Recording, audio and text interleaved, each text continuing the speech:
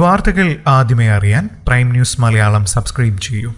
നഴ്സുമാരുടെ സ്വപ്നഭൂമിയാണ് UK. Nursing ഒക്കെ പഠിച്ച ശേഷം UK പോലൊരു വിദേശ രാജ്യത്ത് ജോലി ലഭിക്കുക ഏതൊരു നഴ്സിന്റെയും സ്വപ്നമാണ്. എന്നാൽ താൻ കണ്ട സ്വപ്നങ്ങളൊക്കെയും സഫലമാക്കിയതിനു പിന്നാലെ ജീവനൊടുക്കിയ നഴ്സായ ആലപ്പുഴക്കാരന്റെ വിയോഗ വാർത്തയാണ് ഇപ്പോൾ UKയിലെ ബ്രോഡ്ഫോർഡിൽ നിന്നും എത്തുന്നത്.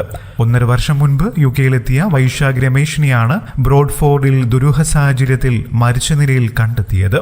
ആലപ്പുഴ സ്വദേശിയായ വൈശാഖ് ബ്രോഡ്ഫോർഡിൽ റോയൽ ഇൻഫോർമറി ഹോസ്പിറ്റലിൽ നഴ്സായി ജോലി ചെയ്തു വരികയായിരുന്നു. 35 വയസ്സായിരുന്നു.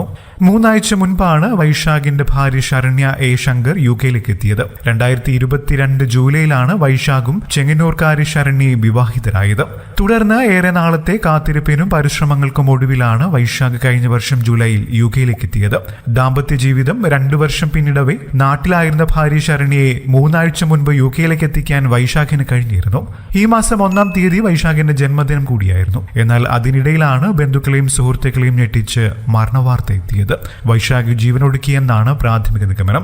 മികച്ചൊരു ഗായകൻ കൂടിയായിരുന്നു വൈശാഖ്. ബ്രോഡ്ഫോർഡിലെ കലാസാംസ്കാരിക രംഗത്ത് കഴിഞ്ഞ 1 വർഷം കൊണ്ട് തന്നെ തന്റെ സാന്നിധ്യം അറിയിക്കുകയും ചെയ്തിരുന്നു. അതുകൊണ്ട് തന്നെ ബ്രോഡ്ഫോർഡിലെ മലയാളി കൂട്ടായ്മകളിൽ സജീവ സാന്നിധ്യമായിരുന്ന വൈശാഖിന്റെ മരണം കടുത്ത ഞെട്ടലാണ് പ്രാദേശിക സമൂഹത്തിൽ ഉണ്ടാക്കിയിരിക്കുന്നത്.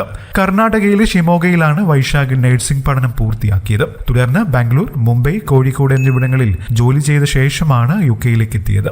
കൂടുതൽ വാർത്തകൾക്കും വിശേഷങ്ങൾക്കുമായി ഈ ചാനൽ സബ്സ്ക്രൈബ് ചെയ്യാൻ മറക്കല്ലേ. നന്ദി.